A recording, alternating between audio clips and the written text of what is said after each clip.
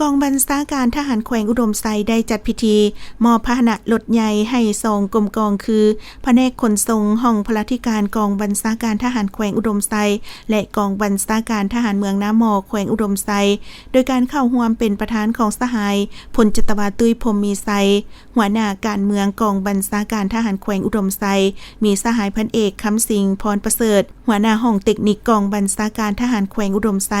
มีคณะพักคณะบัญชาแผนกการที่เกี่ยวข้องเข้าร่วมสหายพันโทคาแสงสุภัยวรห้องหัวหน้าห้องเทคนิคกองบัญชาการทหารแขวงอุดมไซได้ขึ้นผ่านข้อตกลงของหัวหน้ากองบัญชาการทหารแขวงอุดมไซ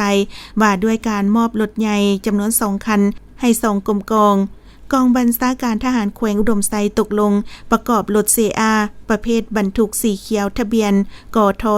0018ให้แผนกขนส่งห้องพลธิการกองบัญชาการทหารแขวงอุดมไซเป็นผู้คุ้มครองและนำไซเข้าในหน้าที่เวียกงานรวมของกรมกองประกอบรถใหญ่ CA ประเภทบรรทุกสีเขียวทะเบียนกท